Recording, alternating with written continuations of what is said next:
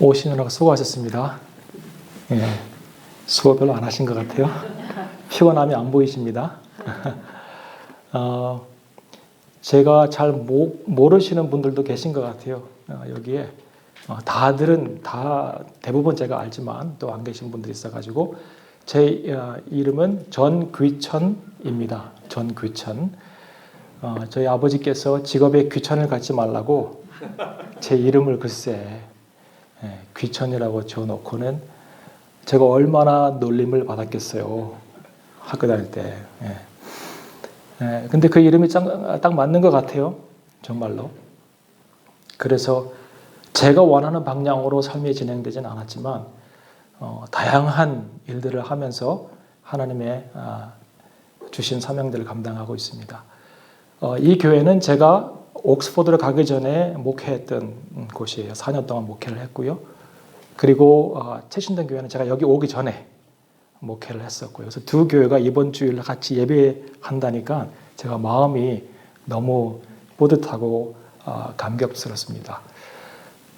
이번 수련의 주제가 더 깊게, 더 높이.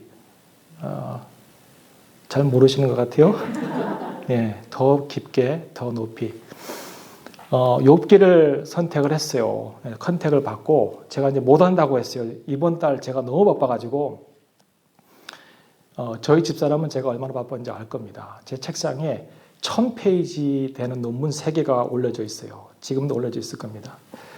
그걸 다 읽고 보고서를 쓰고 시험 준비를 하고 다른 일들도 하면서 이렇게 한 달도 안 되는 한 20일 정도 되는 시간을 이렇게 보냈어요. 너무 분주했습니다. 그래서 제가 다른 때 같으면 하겠는데 이번 달은 정말 제가 못할 것 같아요. 그랬더니 그럼 우리도 수련회 안 해요. 그러시더라고요. 그래서 그 말을 들으니까 그럼 내가 한다고 해야 되나 말해야 되나 막 이런 생각이 들었어요. 근데 결국은 기도하면서 이제 그러면 열심히 준비하고 한번 해보겠습니다. 그리고는 조금 있다가 바로 그럼 주제가 뭐예요? 기도할 시간도 안 주고 주제가 뭐예요? 예, 어디서 설교하시는 거예요? 막 이제 또 이렇게 추궁을 추궁을 하셔가지고 기도하다가 제가 오래전부터 욥기를 한번 하고 싶은 생각이 있었어요. 오래전부터 특별히 유대인의 관점에서 욥기를 한번 보고 싶었어요. 그냥 우리 그리스도인의 관점 말고. 그래서 대뜸 제가 그럼 욥기 하겠습니다. 라고 이제 말씀을 드리고 욥기를 새롭게 읽기 시작했어요. 왜냐하면 저는 성경을 그냥 있는 대로 읽고 싶진 않고 흔들어 보기도 하고 뒤집어 보기도 하고 막 거꾸로 보기도 하고 막 이렇게 보기도 하고 막 이제 그게 저의 취미라 일상적으로 듣는 설교 내용 가지고 설교하고 싶은 생각은 없어가지고 유대인 관점으로 보고 싶었는데 그거는 공부가 너무 많이 필요하더라고요. 정말 제가 지금 하고 있는 일 사이에 틈틈이 그걸 준비할 수는 없어가지고 그건 다음 기회로 하기로 하고 하여튼 욥기를 읽었습니다. 다 읽었어요. 그리고는 후회를 엄청 했어요. 내가 왜 욥기를 한다고 했지? 욥기 이게 쉬운 책이 아니에요. 정말 쉬운 책이 아니에요. 여러분들이 저한테 지금 이 시간에 성경 66권 중에서 가장 어려운 책이 뭘까요? 라고 물어보시면 당연히 저는 욥기라고 말하고 싶어요. 어려워요.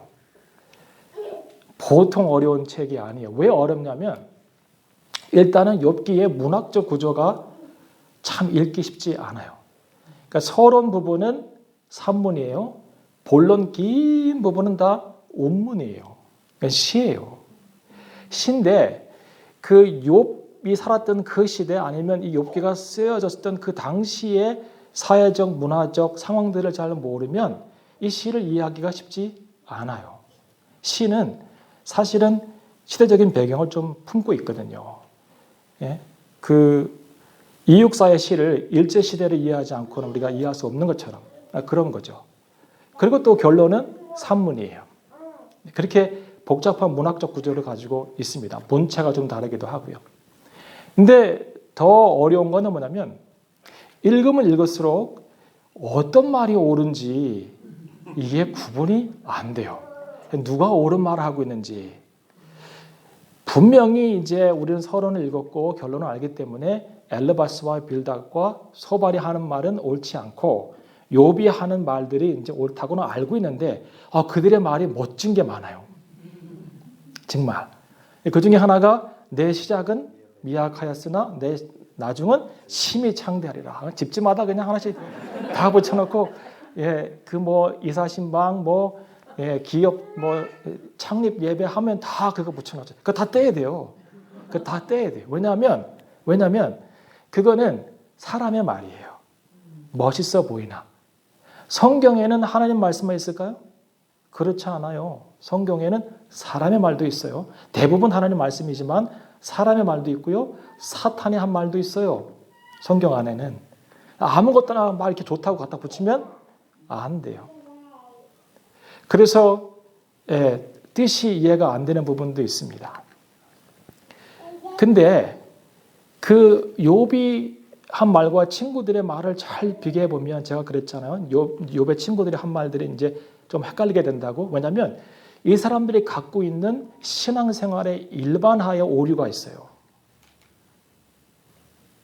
예를 들면 이런 거예요. 지금 우리도 그걸 사용하고 있어요. 집사님, 기도 안 해서 그래요. 기도하면 다 해결돼요. 이거 틀린 말이에요? 맞는 말이에요? 맞는 말이에요. 그런데 상황에 따라서 안 맞을 수 있어요. 이게 신앙생활의 일반화의 오류예요. 11조 하면 반드시 축복받습니다. 이거 맞는 말이에요? 틀린 말이에요? 맞는 말이에요? 틀린 말이에요. 저는 11조 열심히 하는데 굉장히 어렵게 사시는 분들 많이 봐요. 그런데 포기하지 않아요. 왜냐하면 11조는 축복받기 위해서 하는 게 아니에요. 11조는 왜 하는 거예요, 그러면? 11조의 근원이 뭔가요? 누가 처음 시작했어요? 아브라함이 했잖아요. 아브라함이 전쟁 끝나고 와가지고 살렘 왕을 만나면서 10분의 1을 드렸어요. 왜 드렸어요? 하나님께서 나를 통치하고 계신 것에 대한 감사예요. 여러분 텍스 왜 내요? 국가가 나를 보호하고 지켜주기 때문에 내는 것이죠. 마찬가지예요. 11조도 하나님께서 나를 다스리시고 인도하시고 붙들고 계신다고 하는 그 은혜에 감사해서 드리는 거예요. 그러면 11조 드리고 지금도 굉장히 가난하게 어렵게 사는 사람들한테 이거는 맞는 얘기예요? 틀린 얘기예요? 물질적 축복은 아닐 수 있잖아요. 그 복이. 목사님께 순종하면 목사님께 순종하는 거 성도의 의무이다. 이거 맞아요? 틀려요? 순종 안 할 거예요, 그러면? 목사님께 순종하는 것이 성도의 의무이다.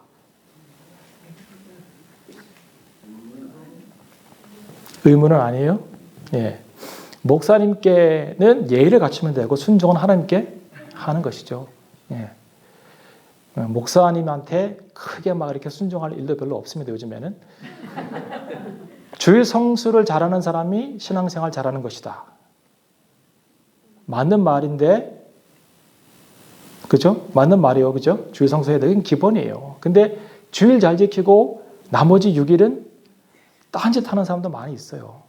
예전에 제가 별로 안 좋아했던 캐치프레이즈가 뭐냐면 주일은 주님과 함께. 그럼 나머지 6일은 뭐 하자는 거예요, 도대체? 주일은 주님과 함께. 이게 멋있어 보이지만 신앙생활의 본질은 아니거든요. 그러니까 이 친구들이 멋있어 보이는 게 뭐냐면 굉장히 옳은 말을 하는 것 같고 신앙생활이 굉장히 필요한 말을 하는 것 같은데 신앙생활의 일반화의 오류에 빠져있는 모습을 볼 수 있어요. 그래서 우리가 구분하기 쉽지 않은 거예요. 욥기 안에서 성경을 읽어가면서 하나님의 메시지가 뭘까를 구분하기가 쉽지 않아요. 왜냐하면 우리 스스로도 이런 신앙생활의 일반화의 오류에 빠져있기 때문에 그들이 하는 말이 다 옳은 것처럼 느껴집니다. 그런데 이 욥기가 어려운 더 근본적인 이유가 있어요. 그것은 뭐냐면 우리가 신앙생활을 해석하는 틀이 관점이 굉장히 틀어져 있고 어그러져 있어요. 우리가 지금 신앙생활을 하고 있는 이 신앙생활이 그리고 우리의 신앙생활을 바라보는 그 관점이 굉장히 어그러져 있고 틀어져 있다는 거예요. 그런 말입니다. 왜냐하면 제가 몇 가지 예를 드릴게요. 첫 번째로는 인본주의적인 신앙의 해석을 많이 해요. 인본주의 해석은 인간 중심적인 해석이에요. 인간 중심적인 해석. 그러니까 하나님의 뜻을 구하는 성경 해석이 아니라 나에게 유익이 되는 성경 해석을 우리가 할 때가 많이 있습니다. 예를 들면 사랑의 하나님을 굉장히 강조해요. 하나님은 사랑이시다. 저는 그 말에 동의합니다. 100%. 하나님은 사랑이세요. 그리고 하나님의 본질은 사랑이에요. 근데 그 사랑이라고 하는 하나님의 본질 때문에 사랑의 하나님이 사람들을 그 영원한 지옥불에 던질 수 있는가? 그럴 수 없다. 그러므로 지옥도 없고 심판도 없다라고 하는 것은 뭐예요? 잘못된 것이죠. 근데 이런 인간적인 해석이 굉장히 많이 유행합니다. 요즘에. 제가 말했잖아요. 하나님의 그 본질에 하나님의 속성의 가장 근본이 사랑이 아니라고 그랬죠, 제가? 기억나세요? 거룩입니다, 거룩. 왜 그럴까요? 왜 그럴까요? 성경에서 찾을 수 있는 여러 가지, 몇 가지 내증이 있어요. 그거 뭐냐면, 하나님은 사랑이시라고 하는 이 명제는 하나님이 직접 하신 적이 없어요.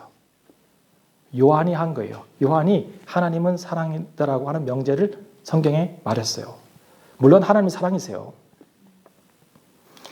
하나님께서 나는 누구다라고 하신 가장 근본적인 말씀 중에 하나는 나는 거룩한 하나님이다. 그러므로 너희도 거룩하라라고 말씀하셨어요. 그러니까 하나님의 가장 중요한 속성은 거룩이에요. 왜냐하면 하나님께서 그것을 명제로 우리에게 말씀하셨기 때문에 그래요. 그런데 더 중요한 이유 중에 하나는 뭐냐면 여러분 천상에서 천사들이 예배를 드릴 때 오늘도 찬양했던 것처럼 찬양을 이렇게 할 거 아닙니까? 그죠? 그러면 그 천상 예배에서 천사들의 찬양의 주제의 가장 중요한 것은 하나님의 가장 근본적인 속성이어야 해요. 천사들이 천상에서 예배할 때 하나님의 가장 근본적인 속성을 가지고 하나님을 찬양해야지 그게 가장 좋은 찬양이에요. 그러면 이사야도 그렇고 요한계시록도 그렇고 천사들이 찬양할 때 뭐라고 찬양해요? 거룩하다 거룩하다 거룩하다 만군의 여호와여. 사랑 사랑 사랑하지 않아요. 정의 정의 정의하지 않아요. 하나님의 거룩을 찬양해요. 하나님의 거룩이 가장 중요한 속성이에요. 사랑의 가장 근본적인 거라면 정의가 서지 못해. 그죠?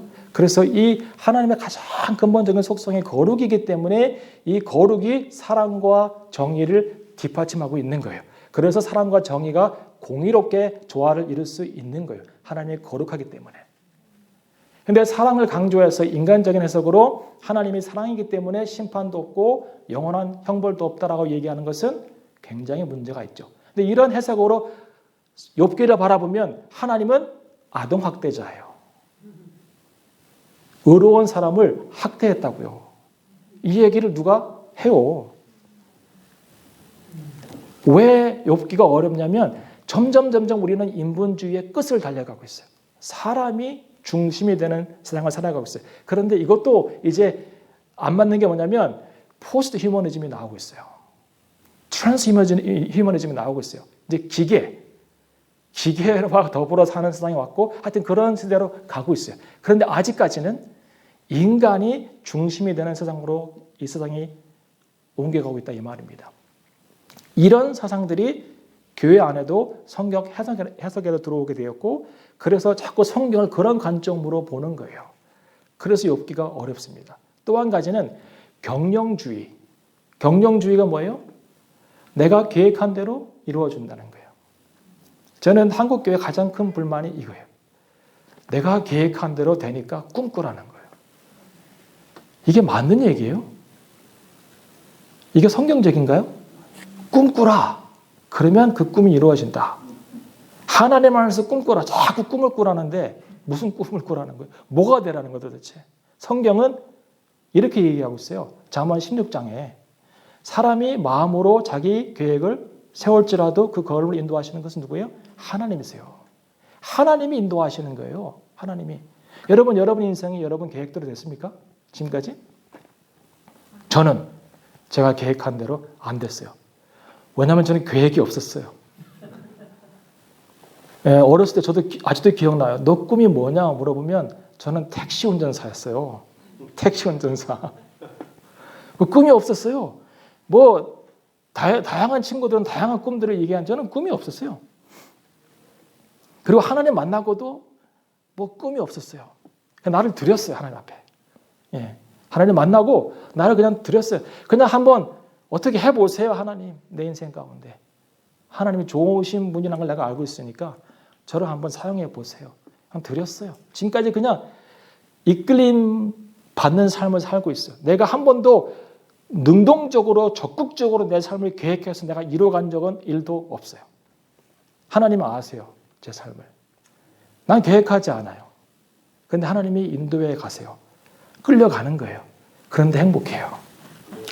경영주의적인 해석 버려야 돼요.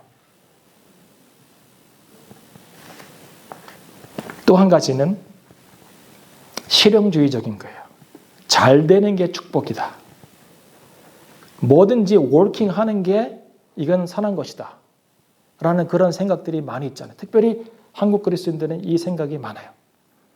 잘 되는 것, 좋은 것, 화려한 것, 명예가 되는 것 이런 것이 하나님의 뜻이다 라고 생각하는 경향이 많이 있습니다. 근데 하나님은 성경은 그 반대 이야기도 많이 합니다. 시편 119편 71편에 보면 고난당한 것이 내게 유익이라. 잘 되는 게 브레이크가 없는 인생이 좋은 것이 아니라 유익이 아니라 내가 고난받은 것도 하나님께서 나에게 주신 고난도 나에게 유익이다라고 얘기를 하는 것이죠. 로마서 8장 17절에 보면 이런 말씀이 있습니다. 우리가 하나님의 자녀인데 자녀이면 우리가 또 하나님의 후사라는 거예요. 하나님의 후사는 하나님의 그 기업을 물려받는 거잖아요. 그리스도 예수와 함께 우리가 하나님의 후사인데 이 후사는 하나님의 영광을 받을 뿐만 아니라 그 영광을 받기 위하여 고난에도 참여해야 된다고 얘기하고 있어요.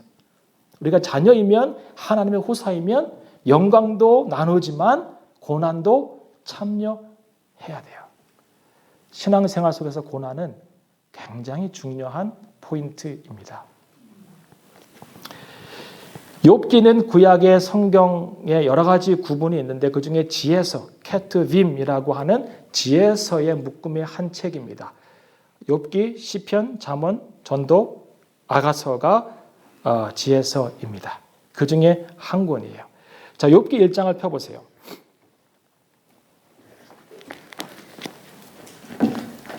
욥기 1장을 펴보시면 처음 시작이 우스 땅에 욥이라 이름하는 사람이 있었는데 라고 1장 1절에 시작을 하고 있습니다. 자, 욥은 우스라고 하는 땅에 살았대요. 우스가 어디인가요?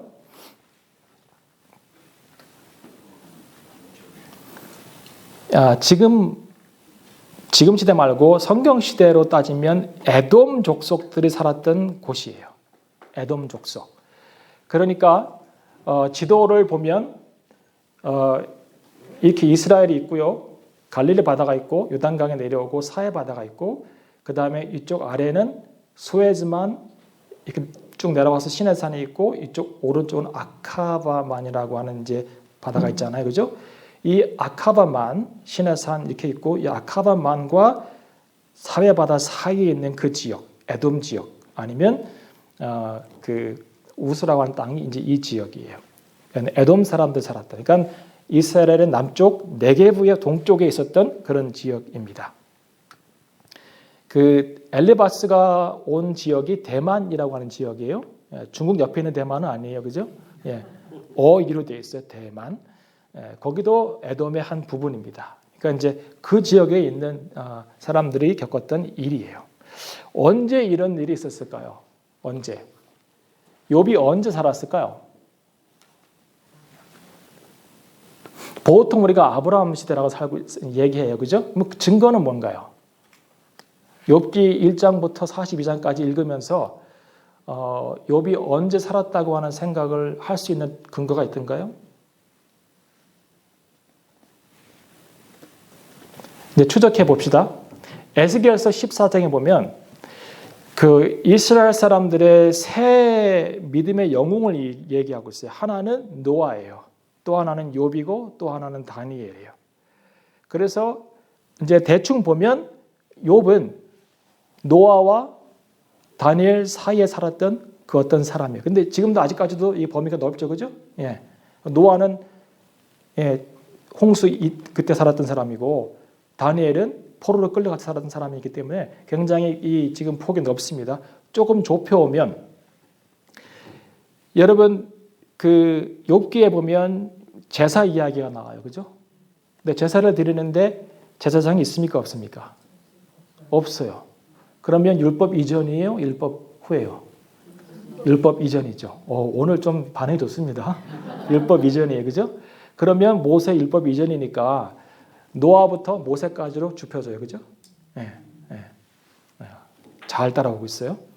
그런데 욥기 42장 16절에 보면 그 후에 욥이 140년을 더 살며 사대를 보았다라고 얘기하고 있어요. 그러니까 욥이 그 일을 다 겪은 이후에 140년을 더 살았다는 거예요. 그러면 적어도 200살 정도는 살았겠죠. 그러지 않을까요? 그러면 한 200살 정도로 살았어요. 평균 수명을 따져보면 아브라함이 몇 살 살았어요? 175. 그의 아버지 데라는요? 그까지는 아버지까지는 모르겠는데요. 아버지는 데라는 205세. 그러니까 175에서 205세 정도에 사람들 살았던 수명이 그때라고요. 그죠? 그러면 자연스럽게 우리도 이 욥이라는 인물을 그 정도의 시대에 떨어뜨릴 수 있겠다라는 생각을 하면 좋을 것 같아요. 이해가 됩니까? 잘 따라오고 계세요. 그래서 욥은 그 시대쯤에 살았고 대만이라고 하는 우스라고 하는 에돔 지역에 살고 있었던 한 인물입니다. 그러면 욥기는 누가 썼으며 언제 썼을까요? 질문만 나오면 딴 데를 이렇게 보시는 경향이 있어요. 자, 이제 뭐 욥이 썼다. 그다음에 뭐 또 세 번째 논장에 나타나는 엘리후가 썼다. 뭐 이런 얘기도 많이 했는데 그 둘은 아닌 것 같아요. 제가 보니까. 모세가 썼다고 하는 이야기가 있고요. 그다음에 솔로몬이 썼다고 하는 얘기도 있고요. 그다음에 에스라가 썼다고 하는 얘기도 있고 다양한 저자가 나옵니다만은 저는 개인적으로 제가 공부를 해 보니까 모세가 쓴 것 같아요. 모세가. 뭐 정확한 건 아니에요. 근데 제가 자료를 수집해 보니까 거의 그런 것 같아요. 제가 읽어보기도 하고 자료를 보니까 모세가 출애굽 전에 미디안 광야에서 썼을 가능성이 굉장히 많습니다. 그러니까 이제 애굽에서 왕자로 있다가 도망가 가지고 미디안 광야에서 40년 살았죠, 그죠? 그때 뭐 했을까요? 하나님이 가만히 안 둬요, 사람을. 우리는 그냥 뭐 목축하고 양치고 그냥 집에서 있다가 나가서 또 뭐 일하고 이렇게 생각하는데 그렇지 않고 하나님은 항상 프로젝트를 주십니다. 모세도 그 프로젝트에 가담했던 것 같아요. 그래서 이때에 사실은 모세가 창세기를 쓰기 위한 자료를 수집하지 않았을까, 이 시대에. 모세가 모세 5경을 썼죠, 그죠? 뭐예요? 창세기, 출애굽기, 레위기, 민수기, 신명기. 레위기부터 신명기까지는 모세가 출애굽을 한 다음부터 일어나는 사건들이에요. 그러니까 자료 수집이 필요해요, 안 해요? 필요 없죠. 자기가 경험한 거니까 자기의 뭐 경험이나 머리나 기록 안에 다 있는 거니까 쓰면 돼요. 근데 창세기는 자료를 수집하지 않으면 쓸 수 없는 내용이에요. 왜냐하면 자기보다 이전에 있었던 사람들의 이야기이기 때문에 벌써 가깝게는 요셉까지는 400년의 차이가 나는 사람인데 그 사람 이전에 있었던 일들, 창조에 관한 이야기를 쓰려면 자료가 상당히 필요했겠죠. 그래서 그 지역에서 흩어져 있던 구전 전승들을 모으는 일들을 저는 미디안 광야에서 했을 거라고 생각이 들어요. 그러다가 발견한 이야기가 욥의 이야기라고 하는 생각이 듭니다. 자, 몇 가지 점에서 그래요. 첫 번째, 고난이라고 하는 것을 이렇게 생생하게 이해할 수 있을까? 모세는 고난을 많이 겪은 사람이죠. 애굽에서 참 잘 살다가 거기서 나와서 광야에서 생활하면서 하루아침에 애굽의 그 프린스가 nothing이 되어버리는, 셰퍼드가 되어버리는 엄청난 일들을 경험하죠. 그 고난을 이해하는 관점이 탁월하고요. 두 번째로는 하나님의 주권에 대해서 굉장히 잘 이해하고 있는 사람이 욥기를 썼습니다. 하나님의 주권. 이제 그 모세가 창세기를 쓰고 하다 보니까 아브라함 이야기가 나오고 아브라함 이야기 중에서 가장 재미있는 이야기가 뭐냐면 창세기 15장에 나오는 아브라함과 하나님의 언약 맺는 사건이에요. 거기에 하나님께서 언약을 맺으시는데 언약을 일방적으로 맺으세요. 모든 동물들을 쪼개놓고 하나님께서 혼자 지나가 버리십니다. 원래 고대 근동에 언약을 맺는 언약식은 언약을 맺는 두 사람이 같이 손을 잡고 그 쪼개진 동물을 걸어가는 거예요. 같이. 왜 그럴까요? 누구든지 이 계약을 깨는 자는 동물이 쪼개진 것처럼 쪼개진다는 거예요. 그게 계약의 파괴 조건에 들어있어요. 그런데 하나님이 아브라함을 재우고 혼자 그 동물을 지나가십니다. 이 언약은 내가 담당한다는 거예요. 너희가 할 수 없다는 거예요. 내 신실함으로 내가 너와 맺은 언약을 지켜나가겠다는 거예요. 이게 하나님의 주권이에요. 그런데 그 주권을 이야기하면서 무슨 얘기를 하냐면 너의 후손들이 다른 나라에서 이방 나라에서 객이 되어서 400년을 보내겠다고 얘기하는 거예요. 그게 히브리 노예들이에요. 그리고 모세는 히브리 노예 가정에서 태어났어요. 그래서 광야에서 있다 보니까 이 이야기를 듣다 보니까 하나님의 주권이 무엇인지를 고민하게 되는 거죠. 모세가. 하나님은 도대체 어떤 분이길래 이런 자기 주권적인 역사를 가지고 인간의 역사와 한 사람의 개인의 삶을 이끌어가는가에 대한 고민이 생긴 거예요. 주권. 세 번째, 창세기를 쓰려고 준비했다고 제가 대충 말씀드렸잖아요. 미디안 광야에서 자료를 수집했잖아요. 그 자료가 그대로 욥기 38장부터 41장까지 나옵니다. 창조주 하나님, 욥아, 내가 세상에 기초를 놓을 때 너 어디 있었느냐? 내가 바닷물과 땅에 경계를 놓아서 여기까지 들어와라고 말할 때 너는 그걸 알고 있었느냐? 막 창조에 관한 이야기를 막 하잖아요. 창조에 관한 자료를 수집하지 않고 창세기를 기록해보지 않았다면 이런 이야기를 이해할 수 없고 쓸 수도 없다고 믿습니다. 그 욥기에 나와 있는 하나님의 이름이 엘샤다이예요. 엘샤다이. 네, 엘샤다이라고 하는 이 단어가 구약에 48번 나옵니다. 욥기에 31번이 나와요. 그리고 오경에 8번이 나오고 뭐 시편에 한 번, 룻기에 한 번, 예언서에 3번, 예언서 그 긴 책들 안에 엘샤다이가 3번밖에 안 나와요. 왜냐하면 엘샤다이라고 하는 이 단어는 하나님의 이름은 족장시대의 하나님의 이름이에요. 족장시대. 그러니까 모세가 그걸 픽업해서 씁니다. 욥기 안에 그리고 모세 오경 안에. 잘 따라오고 계시죠? 이제 세 번째 시간인가요? 세 번째 시간에 제가 내가 알기로는 나의 구원자가 살아계시니 이 말씀 가지고 설교할 거거든요. 여기서 나의 구원자가 영어로는 I know that my Redeemer lives. My Redeemer라고 얘기하고 있어요. 그런데 이 Redeemer에 대한 히브리어 단어가 뭐냐면 고엘이에요. 고엘. 여러분 이제 기억나는 거 없습니까? 고엘? 얼마 전 했잖아요. 우리 룻기에서 고엘. 기업 물을 자. 예. 레위기 25장에 나오는 이 고엘의 단어를 리디머로 사용하고 있어요. 이거는 모세가 썼다고 하는 가장 좋은 증거 중에 하나예요. 레위기 25장에 나와 있는 그 단어를 그대로 My Redeemer라고 하는 그 고엘의 단어를 사용하고 있습니다. 그 다음에 미디안 광야, 모세가 살았던 미디안 광야하고 이 에돔 지역, 우스 지역은 굉장히 지리적으로 가까워요. 그러니까 많은 정보를 금방 알 수 있었겠죠. 그리고 무엇보다도 이 엄청난 지혜 문학을 쓸 수 있는 지적인 능력과 이것은 공부를 많이 한 사람이 해야 돼요. 모세만큼 공부 많이 한 사람이 어디 있어요? 여러분 공부 많이 하는 거 좋아하지 마세요. 하나님 다 써먹어요 그거. 내가 요즘에 힘들어 죽겠어요. 하나님 다 써먹습니다. 애굽에서 아주 최고의 학문을 했잖아요. 거기서 왜 한 거예요? 책 쓰라고. 모세오경 쓰라고. 그 바쁜 가운데서도 책을 쓰잖아요. 예. 왜요? 그 문학적 지식이 없으면 교육적 어떤 배경이 없으면 이런 글들을 쓸 수가 없는 것이죠. 이 정도의 글을 쓸 수 있는 사람은 저는 딱 두 사람 뽑습니다. 모세 아니면 솔로몬. 솔로몬도 후보에 들기는 합니다. 왜냐하면 욥기 28장과 잠언 8장이 굉장히 좀 비슷한 부분이 있어요.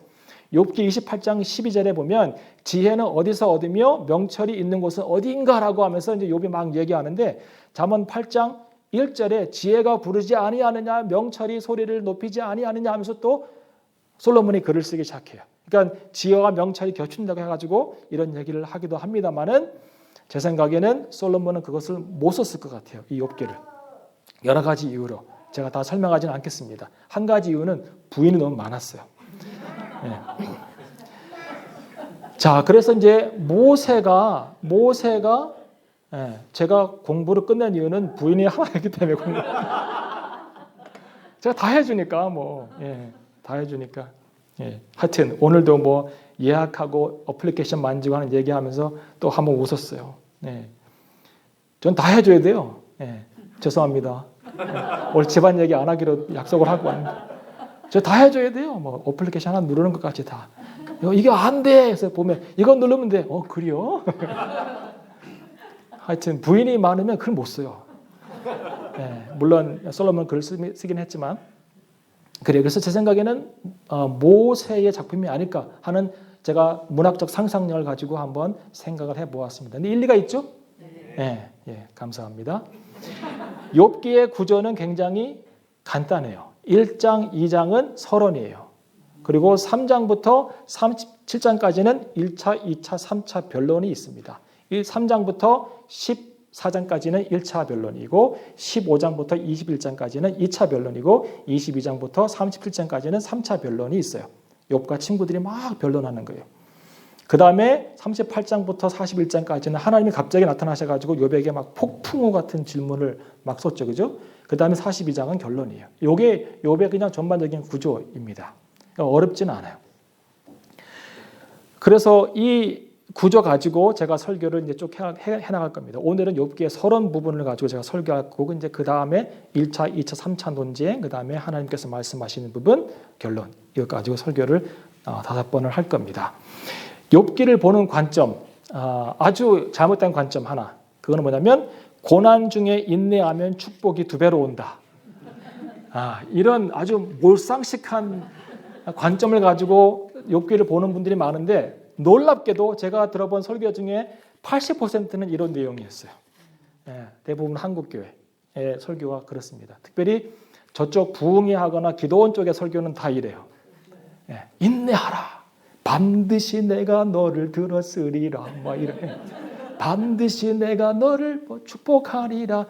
다 좋아요. 다 좋은데 그런 신앙 필요해요. 그런데 적어도 욥기의 내용은 그게 아니라는 거예요. 욥기는 축복을 사모하는 사람이 보아서는 안 되는 책이에요. 그 마지막 갑절에 어떤 축복을 준 것은 하나님께서 그렇게 하신 이유가 있어요. 근데 이건 고난과 인내와 그 다음에 올 축복을 왜 이런 고난 내게 왔는지 알 수는 없지만 고난의 끝에 주실 축복 바라보면서 오늘도 견디세요 이런 찬양도 있는데 그게 맞기는 해요 일반적으로. 그런데 욥기하고는 상관이 없는 거예요. 욥은 죄가 없는데 고난을 받았어요. 그래서 욥기가 말하고 있는 내용은 이거예요. 신앙의 본질은 보상이나 결과가 아니라 하나님과의 관계라는 거예요. 여러분, 우리가 하나님과 관계할 때 어떤 보상이나 조건 때문에 합니까? 아니라고 말할 수 있습니까?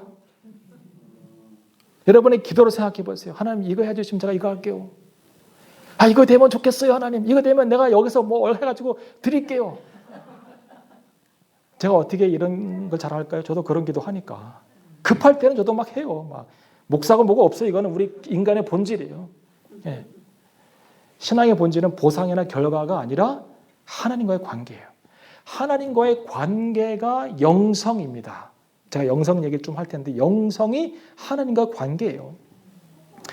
영성을 가장 잘 표현하고 있는 성경 구절이 베드로후서 1장 4절이에요. 거기에 보면 이런 말씀이 있어요.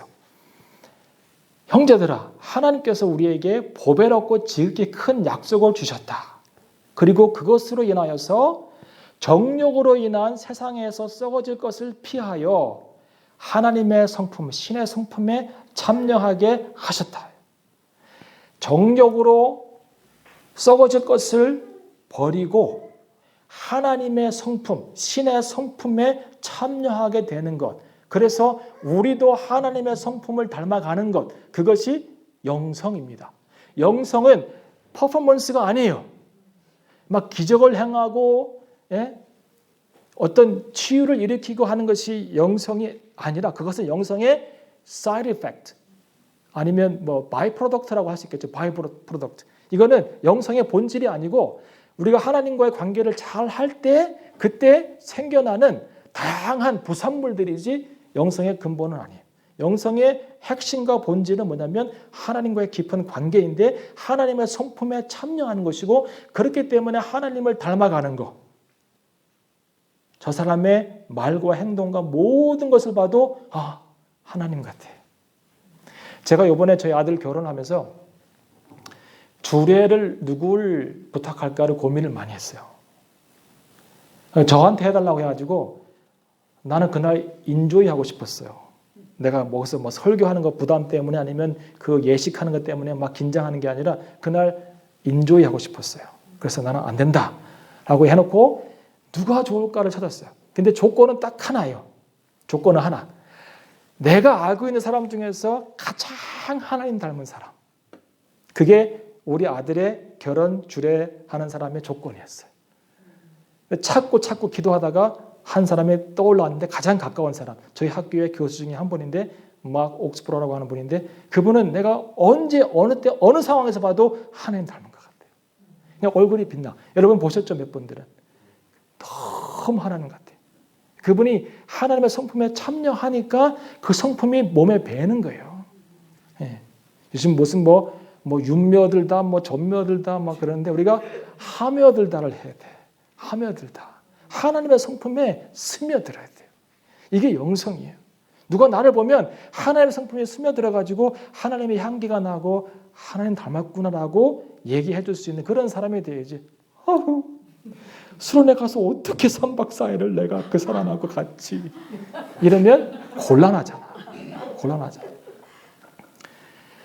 욥의 뜻이 뭔지 아세요? 욥의 뜻은 히브리어로는 박해받는 자이고 아카드어는 아버지가 어디 계시냐예요. 그러니까 욥의 이 이름의 뜻을 합치면 하나님 내가 고난 가운데 어디 계십니까? 이거 찾는 거예요. 욥이. 이름대로 돼요. 하나님 내가 고난 가운데 있는데 하나님 어디 계세요? 이게 처절한 거예요. 내가 욥기를 읽어보니까 욥이 그냥 마냥 어린아이 같아요. 아무것도 때묻지 않은 깨끗한 어린아이 같아서 엄마만 바라보고 있는 그 아이인데 엄마가 어느 날 얘를 등을 돌린 거야. 이유도 없이. 근데 등을 돌렸는데 사랑하는 것은 알겠는데 왜 그런지 모르겠는 거예요. 이 아들이. 그래서 엄마 왜 그래요? 3장부터 마지막 끝날 때까지 41장까지 엄마 왜 그래요? 엄마 왜 그래요? 엄마 안 그랬잖아요. 근데 그 마음이 본심이 아니잖아요. 나 엄마 왜 그래요? 아버지 어디 계세요? 한번 만나주시죠. 내 이름 한번 불러주면 안 돼요? 욥아. 그 얘기를 막 욥이 하고 있는 거예요. 처절하잖아요. 근데 욥이 왜 그 안에서도 하나님과 관계를 놓지 않았을까요? 왜 하나님을 찾았을까요? 1번, 빨리 고난이 끝나기를 바랬기 때문에. 2번,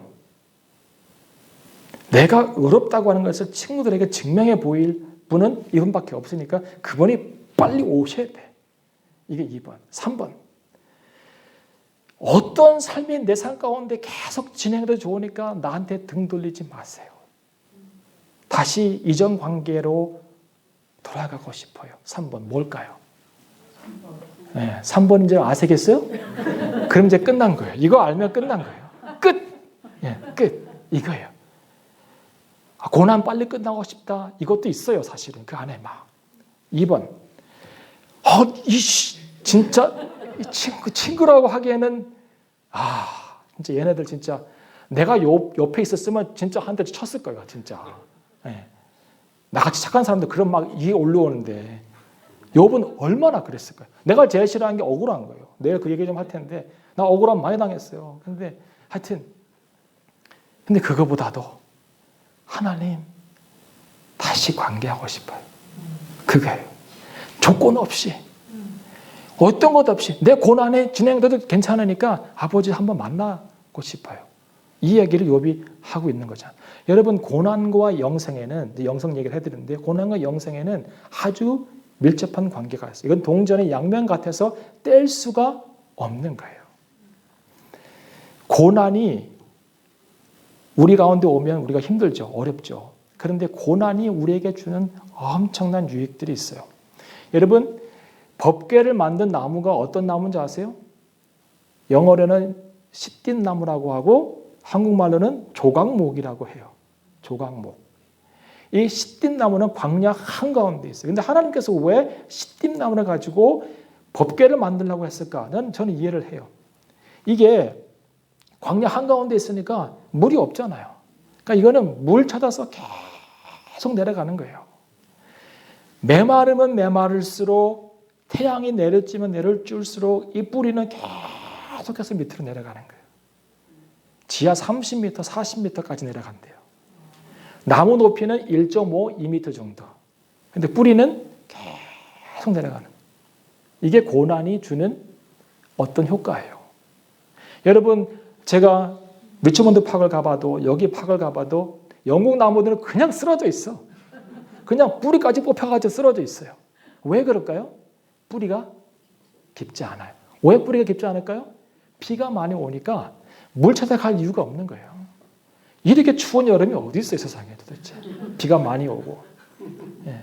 비가 많이 오니까 물이 그냥 서피스에 있으니까 고난이 없는 삶은 이런 삶과 같아요. 항상 주변에 내가 필요한 것들이 있기 때문에 뿌리를 깊이 내릴 이유가 없는 거예요.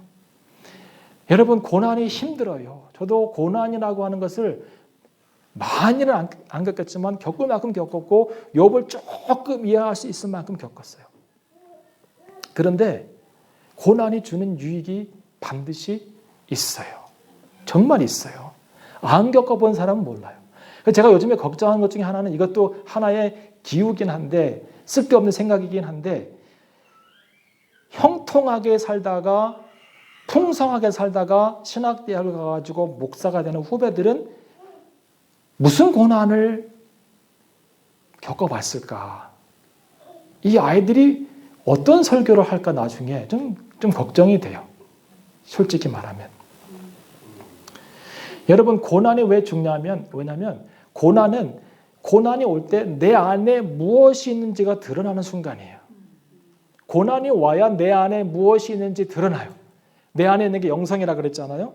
그 영성의 색깔과 깊이와 넓이와 높이가 드러나게 돼요. 고난이 오면. 여러분 생각해 보세요. 여러분 이제 코스타나 뭐 커피숍에 가가지고 커피를 한 잔 주문해가지고 받았어요. 이제 커피를 들고 간 누가 확 밀어버렸어요, 여러분을. 그래서 커피가 쏟아졌어요. 그래서 그걸 모르는 매니저가 와가지고 이렇게 물어요. Why have you spilled your coffee? 예? 왜 커피를 쏟았냐고 물어봐요. Why have you spilled your coffee? 근데 이 사람이 여러분 같으면 뭐라 대답하겠어요? Because somebody pushed me. 이렇게 하겠죠, 그죠? 근데 그거는 잘못된 대답이라는 거예요. 그거는 how에 해당되는 대답이에요. How have you spilled your coffee? 그러면 누가 밀은 거예요. 왜 커피를 쏟았냐라고 물어봤더니 이 사람의 대답이 재밌게도 컵 안에 커피가 들어있었어요. 이게 이해가 돼요, 지금? Because there was coffee in the cup. 커피가 있었기 때문에 커피를 쏟은 거예요. 누가 밀어서 쏜 게 아니라 누가 와서 내가 원치 않게 고난이 생겼을 때 누가 밀었을 때 폭풍우가 올 때 고난이 올 때 내 안에 있는 게 내가 무엇을 갖고 있냐에 따라서 그것이 드러나는 거예요. 고난은 수단이에요. 그리고 그 수단을 통해서 하나님이 내 안에 무엇이 있는가를 발견해 보고 싶어 하세요. 그리고 사람들을 보고 나도 볼 거예요. 고난이 왔을 때 여러분은 무엇을 쏟아낼 수 있습니까? 욥은 하나님을 찬양하는 것을 쏟아냈어요. 하나님의 주권을 이야기했어요. 근데 욥의 부인은 뭐라고 그랬어요? 욥아, 하나님을 저주하고 욕하고 죽으라 그랬어요. 저는 욥의 부인을 이해합니다. 욥의 부인 욕할 마음도 없고 그분을 어떤 면에서는 존경해요. 그리고 세대 3대 악처라고 하는 얘기는 안 했으면 좋겠어요. 네, 이분이 괜찮은 분이에요, 사실은. 여러분의 남편이 그런 일을 겪었다고 생각해 보세요. 여러분의 가정에 그런 일이 벌어졌다고 생각해 보세요. 남편이 부인과 같이 저분을 뭐라고 해야지 거기서 자기는 거룩한 척하고 있으면 여기 있는 사람은 뭐가 되는 거예요? 그래서 주신지도 하나님이시여 취하신지도 하나님이시니 하나님을 찬양할지어다 이렇게 막 하면 옆에서 아멘 그러면 이분이 더 위험한 거예요, 사실은. 이분이 맞아요. 욥이 부인이 맞아요. 그런데 이분이 그렇게 깊지는 않아. 그래서 욕하고 죽으라고 얘기하잖아요. 근데 욕이라는 단어를 생각해 보니까 이게 누구의 생각이냐면 사단의 생각이에요. 사단이 뭐라 했어요? 하나님께서 주신 축복을 걷어가면 욥이 하나님을 욕할 거다 그랬잖아요. 사단의 생각도 그거예요. 욕하는 거. 이 부인도 그 마음속에 나온 게 탁 튀어나오는데 그 부인이 가지고 있었던 영성의 색깔은 뭐냐면 이런 거예요.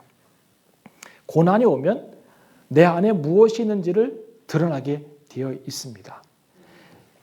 뭐 깊은 얘기는 아니지만 욥의 부인이 욥을 떠났을까요? 강창희 권사님하고 이런 얘기 많이 했는데 안 계시니까 저분은 하여튼 사이드에 있는 것만 관심이 많아요. 근데 하여튼 욥의 부인이 떠났을까요? 떠났나요? 그 얘기 어디 있어요? 그 욥기 19장 17절에 보면 욥이 막 친구들이 나를 떠나고 내 안에 있는 종들도 나를 외인처럼 여기고 막 이렇게 하는데 거기에 이런 얘기가 나와요. 내 숨을 내 아내가 싫어한다. 아직 있는 거예요, 옆에. 내 숨을 내가 숨 쉬는 걸 뭐 이런 농담 있잖아요. 70대 할아버지가 일어났는데 맞았대. 그래서 왜 맞았나 했더니 아침에 눈 떴다고 맞았다. 그런 것처럼 지금 욥이 욕하고 죽어야 하는데 안 죽고 숨을 쉬고 있으니까 화가 난 거예요. 아직까지도 옆에서 씩씩대고 있는 거예요. 안 떠났어요. 그러면 그 욥이 나중에 자녀를 더 낳고 그리고 막 많은 축복을 얻었는데 그 자녀들은 본처의 자녀일까요? 두 번째 처의 자녀일까요? 네, 저는 본처라고 봐요. 네. 왜냐하면 하나님이 모든 걸 회복하실 때 그 부인을 빼놓으면 결말이 그렇잖아요. 부인도 회복이 돼야 돼, 다 같이. 그게 공동체죠, 그죠? 그래서 어떤 사람들은 막 후처라고 막 강력하게 얘기하는데 저는 NO! 네. 그리고 고대 근동의 문화 안에서 본처가 별다른 이유 없이 남편이 이혼해주지 않고는 떠날 수가 없어요. 그 문화가 그래요. 그러니까 욥이 부인을 이렇게 그리고 그 친구들이 와가지고 계속해서 논쟁하는데 밥은 누가 했냐고요. 네? 처가 없으면 이게 안 되는 이야기입니다. 그러니까 욥의 처가 끝까지 남아서 도와주고 했다고 생각이 됩니다. 하여튼 그 고난을 만나는 그 순간에서 튀어나온 것은 그거였어요. 그 사람이 갖고 있었던 것은 그거예요. 욥은 다른 것이었고 고난이 올 때 내 안에 어떤 것이 있는지가 드러나게 되는 거예요. 그리고 고난은 내 영성의 기초가 무엇인지를 확인하는 시간이에요. 1999년 8월 17일 제 생일, 법적인 생일, 터키의 이즈미트라는 곳에서 7.6의 강진이 발생합니다. 그냥 건물들이 그냥 확 넘어졌어요. 터키에. 근데 재밌게도 한 지역에 건물들이 그대로 서 있는 거예요. 놀랍잖아요. 땅이 흔들려가지고 요동을 치고 해서 다 무너졌는데 한 지역에 한 건물들이 이렇게 여러 동의 건물들이 그대로 서 있는 거예요. 왜 그랬을까요? 나중에 지질 조사를 해봤더니 이 건물들은 반석 위에 세워진 집이었어요. 거기에는 지질이 안반 구조가 지질이 안반이에요. 안반. 다른 데는 그냥 흙인데 기초가 무엇인지가 중요합니다. 고난이 올 때 내 믿음의 기초가 단단한 사람은 내 믿음의 기초가 무엇인지 확인하는 작업이 되는데 믿음의 기초가 단단한 사람은 그대로 서 있게 되는 것이고 그렇지 않은 사람들은 넘어지게 되는 것이죠. 욥의 신앙의 기초는 영성의 기초는 하나님의 주권입니다. 하나님의 주권. The sovereignty of God. 하나님의 주권이 욥의 영성의 기초였어요. 보세요. 양 7,000마리, 약대 3,000마리, 소 500결이, 암나귀 500, 많은 종들이 하루아침에 다 사라지고, 그리고 아들 7, 딸 3이 하루아침에 목숨을 다 잃습니다. 하루에. 이게 10년에 거쳐도 하나님 안 믿을 것 같아. 나는 어떻게 보면. 근데 하루에 이 엄청난 일이 다 벌어지는데 거기에서 이 사람이 하나님을 원망하지 않고 주신 자도 하나님이시요 취하신 자도 하나님이시니 하나님의 이름이 영광받길 원합니다 하고 하나님을 찬송합니다. 이건 평상시에 하나님이 내 삶의 주권자 되신다라고 하는 이 고백이, 이 믿음이 없으면 고백할 수 없는 그런 믿음이에요. 욥의 영성은 하나님의 주권에 깊이 뿌리를 내리고 있었습니다. 그래서 하나님의 주권의 두 영역을 보게 돼요. 첫 번째 영역은 주시는 거예요. 하나님이 주권적으로 우리의 삶을 이끌어 가시는데 첫 번째 하나님의 주권의 영역은 주시는 거예요. 하나님이 주시고 채워주시고 공급하시는 거예요.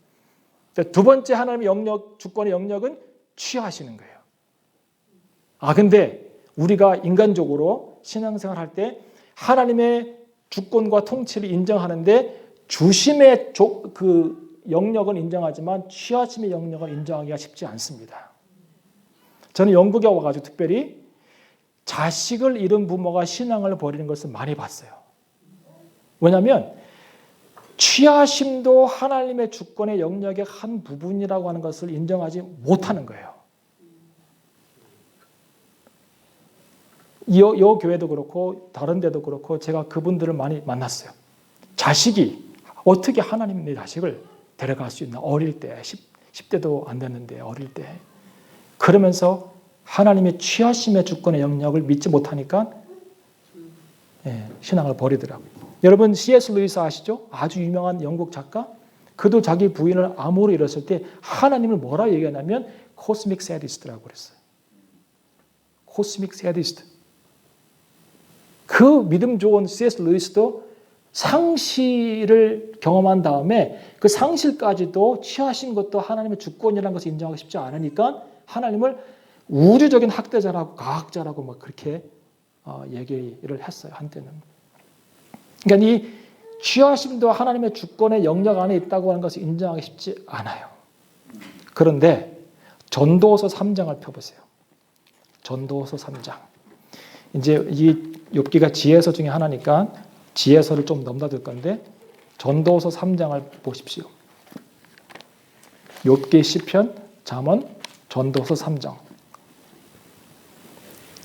전도서 3장 1절에 보면 천하에 범사가 기한이 있고 모든 목적이 이룰 때가 있나니 그랬어요. There is a time for everything and a season for every activity under heaven. 다 시즌이 있다는 거예요. 어떤 시즌을 여러분 보내고 계십니까? 여러분 인생 가운데서. 이 시즌은 계절을 얘기하는 게 아니에요. 어떤 인생의 때를 보내고 있습니까? 여러분 지금. 근데 잘 보세요. 날 때가 있고 죽을 때가 있으며 심을 때가 있고 심은 것을 뽑을 때가 있으며 죽일 때가 있고 치료할 때가 있으며 헐 때가 있고 세울 때가 있으며 울 때가 있고 웃을 때가 있으며 슬퍼할 때가 있고 춤출 때가 있으며 돌을 던져 버릴 때가 있고 돌을 거둘 때가 있으며 안을 때가 있고 않는 일을 멀리할 때가 있으며 찾을 때가 있고 잃을 때가 있으며 지킬 때가 있고 버릴 때가 있으며 찢을 때가 있고 꿰맬 때가 있으며 잠잠할 때가 있고 말할 때가 있으며 사랑할 때가 있고 미워할 때가 있으며 전쟁할 때가 있고 평화할 때가 있으며 자 심을 때가 있고 거둘 때가 있고 뽑을 때가 있고 거둘 때가 있고 여러 가지 반복적인 이야기를 얘기하고 있습니다. 그런데 이것을 누가 하시는 거예요? 하나님이. 하나님이 우리 인생 가운데 주시기도 하시고 취하시기도 하시고 심기도 하시고 뽑기도 하시고 돌을 던지기도 하시고 돌을 거둘 때도 있고 찾을 때도 있고 잃어버리게 하실 때도 있다는 거예요. 이게 다 수동태예요. 수동태. 하나님이 그 일들을 반복하신다는 거예요. 그런데 11절을 보세요. 하나님이 모든 것을 지으시되 그러니까 이게 하나님 모든 것을 지으시되가 무슨 뜻이냐면 하나님께서 모든 것을 행하실 때에 하나님께서 모든 것을 행하실 때에 때를 따라 아름답게 하셨다는 거예요. 자, 이 말은 뭐냐면 하나님이 심기도 하시고 뽑기도 하시고 주시기도 하시고 취하기도 하시는데 하나님께서 때를 따라 하시는데 그 모든 때를 따라 하시는 하나님의 행동이 다 아름답다는 거예요. 아멘 되십니까? 주실 때도 아름답고 가져가실 때도 아름답다는 거예요. 자, 이제 이번 수련회 때 우리가 신앙의 관점을 바꿔야 해요. 진짜.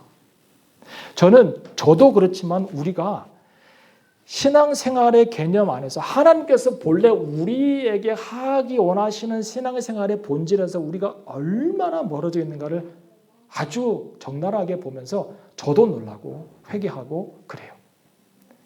한국교회의 신앙의 유형도 그렇고 우리의 신앙의 유형도 그렇고 너무 본질에서 많이 벌어져 갔어요. 하나님께서 행하시는 것은 다 아름다워요. 왜냐하면 그분의 뜻은 너무 완벽하기 때문에 하나님께서 주시는 것도 아름답고 취하시는 것도 아름다워요. 그런데 우리는 좋아하는 내가 원하는 아름다움이 따로 있어요. 그것이 문제예요. 여러분 봄이 좋으세요? 가을이 좋으세요? 예, 그 얘기 또 물어볼 거예요. 그래서 여름이 좋으세요? 겨울이 좋으세요? 다 각각의 특색이 있어요. 겨울이 황량하고 다 메말랐고 모든 건 생명이 죽은 것 같지만 겨울을 좋아하는 사람이 있어요. 하나님이 겨울을 만드셨기 때문에.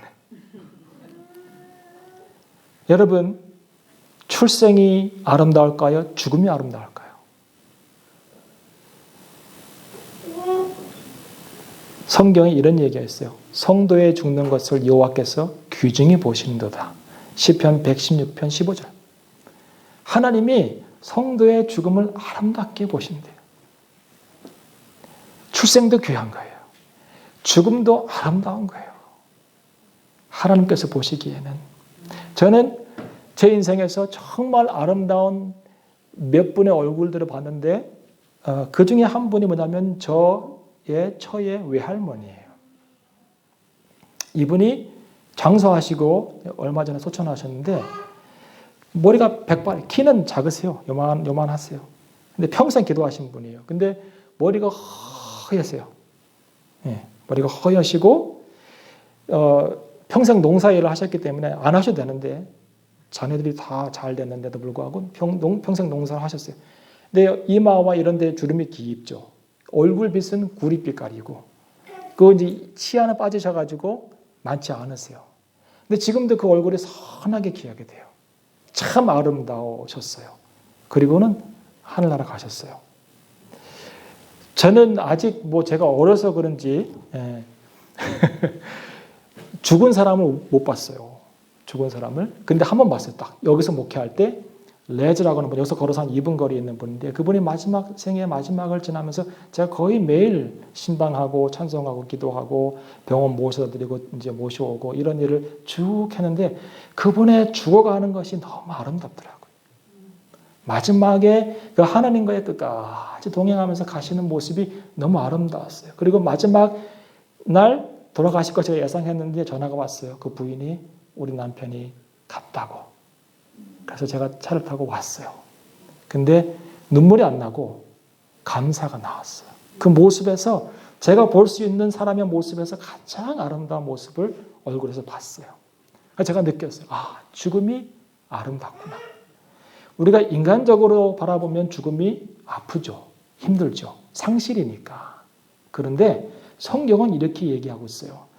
모든 것에는 때가 있고 하나님께서 그 모든 것을 주관하시는데 모든 것이 다 아름답다. 아름다운 거예요. 그 다음에 또 보세요. 하나님이 모든 것을 지으시되 때를 따라 아름답게 하셨고 또 사람에게 영원을 사모하는 마음을 주셨느니라 그랬어요. 자, 왜 하나님께서 주시고 취하시고 심으시고 뽑으시고 이 일을 계속해서 우리에게 반복하실까요? 이 땅의 것이 아무것도 아니라는 거예요. 받을 때 느끼는 기쁨도 잃어버릴 때 느끼는 상실의 감정도 잠시라는 거예요. 이 땅에 인생 전체가 잠시인데 그 잠시가 안 되는 그 안에 받고 즐거워하고 잃어버리고 슬퍼하는 이것 자체가 하나님과 우리가 보낼 영원한 시간 안에서는 아무것도 아니라는 거예요. 근데 그 아무것도 아닌 건데 우리의 모든 신경이 빼앗겨 있는 것이 하나님은 안타까울 뿐이에요.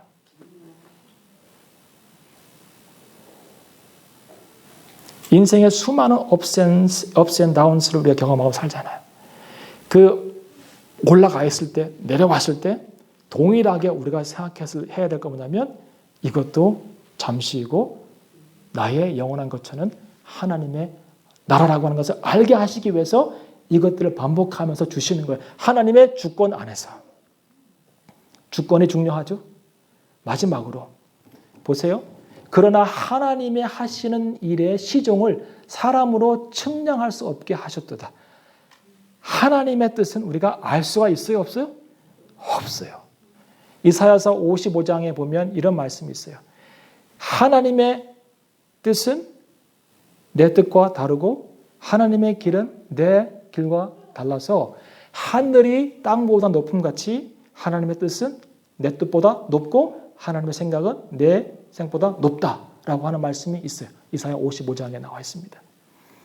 하나님과 내 생각, 하나님의 생각, 내 생각, 하나님의 길, 내 길 사이에는 하늘과 땅만큼의 차이가 있다는 거예요. 하늘과 땅만큼의. 우리는 하나님을 이해할 수가 없어요. 그래서 저는 이런 말을 하는 사람을 별로 안 좋아해요. 내가 아는 하나님이 내가 뭘 알아요? 내가 뭘 알아? 나 몰라요. 몰라요. 하나님은 이해의 대상이 아니에요. 믿음의 대상이지. 여러분, 부부는 이해의 대상이 아니에요. 믿음과 사랑의 대상이지. 이거를 이해하려면 이해가 안 돼. 저 양반이 이해가 안 되고, 이 사람이 이해가 안 돼요. 우리 올해 25주년이에요. 25주년. 내가 안다고 생각했는데 모르겠어. 도대체 무슨 생각하고 계시는지 이해가 안 돼. 저분도 내가 이해가 안 될 거예요. 저 양반이 왜 저렇게 행동하는가 이해가 안 될 수 있어요. 근데 제가 어느 날 생각했어요. 그래, 이해하지 말자. 믿고 사랑하자. 믿고 사랑하자. 하나님은 믿고 사랑하는 거예요. 우리가 이해해서 그분을 따라가면 못 따라가요. 못 따라가. 여러분, 여기에서 우리가 배울 게 있어요. 오늘 이제 마지막 결론 메시지예요. 여러분, 하나님의 주권을 이해하는 관점을 바꿔야 해요. 관점. 자, 주신 것과 취하신 것을 바라보는 관점을 바꾸지 않으면 욥기를 이해할 수가 없고 우리의 신앙생활을 이해할 수 없고 우리와 하나님과의 관계를 이해할 수가 없어요. 욥의 친구들의 관점은 뭐예요? 주신 것은 은혜요, 취하신 것은 고난이고 형벌이라고 하는 것을 관점으로 갖고 있었어요. 그들의 관점은 이거예요. 이것을 뭐라 하냐면 인과응보. 행동한 것의 결과를 반드시 받는다라고 하는 거예요. 또 이것을 다른 말로 말하면 교조주의, 교리주의. 그냥 교리, 자기가 믿는 교리 안에 딱 가둬놓고 하나님도 가둬놓고 하나님 못 나가. 하나님 요 안에 있어야 돼요. 나가면 내가 문제가 생기니까 안 돼. 딱 요 안에 갇혀놓고 하나님 갇혀놓고 사람들 막 그 잣대 가지고 막 하나님과 사람들 심판하는 사람들이 있어요. 교조주의, 교리주의. 이것을 다른 말로 말하면 자연주의. 원인이 있으니까 결과가 있다는 거잖아요. 원인이 없는데 어떻게 결과가 나오겠어요? 불을 안 뜨는 연기가 어떻게 나오겠어요? 구름이 없는데 어떻게 비가 오겠어요? 그러니까 이런 인과응보, 교조주의, 자연주의 또는 과학주의, A는 B지 어떻게 A가 C가 될 수 있냐 이런 얘기를 이제 하는 거죠. 다 맞아요. 다 맞아요. 일반적이에요. 그런데 틀린 게 있어요. 틀린 게. 하나님은 이 안에 갇혀있지 않아. 하나님은 이 우리가 갖고 있는 자연 법칙과 율법주의와 이런 교리적인 법칙에 갇혀있는 분이 아니에요. 심지어는 하나님은 이 책 안에 갇혀있지도 않아요. 하나님을 이 책에 가둬놓으면 안 돼요. 속된 말로 종교개혁자 루터하고 쯔빙글리라고 하는 사람이 있었어요. 쯔빙글리는 바이올린을 잘 키는 사람이었어요. 근데 이 사람이 어느 날 성경에 바이올린을 키라는 얘기가 있나 예배 안에? 찾아보니까 없는 거예요. 그래서 바이올린을 끊어버렸어요. 성경에 안 나와 있다고. 그래서 이 잘하던 재능을 그냥 버려버렸어요. 루터는 성경에 바이올린을 키지 말라는 얘기가 있나? 없어. 그러니까 켜. 그래서 루터 교회는 막 음악이 발전했어요. 찌블린 교회는 엄숙해 이렇게. 예배가 딱딱해. 이런 생각들을 하는 사람들이 있다고요. 하나님을 여기다 갖춰놓고 하나님의 뜻이 여기에서 뭔가 있겠지. 아니요. 여기도 있지만 하나님은 성경책보다 더 크신 분이라 이것은 우리가 무지하니까 하나님을 더더마 알라고 주신 교과서이지. 여기에 갇혀 있어요. 그러니까 주신 것은 은혜요. 취하신 것은 형벌이고 고난이고 그래서 욥은 분명히 죄가 있어라고 단정을 짓고 지금 막 취조하잖아요. 근데 욥은 좀 달랐어요. 욥은 아까 제가 말씀드린 것처럼 주신 것도 은혜요. 취하신 것도 은혜라는 거예요. 취하신 것도 은혜라는 거예요. 우리 찬양하잖아요. 모든 것이 은혜, 은혜, 은혜, 한없는 은혜.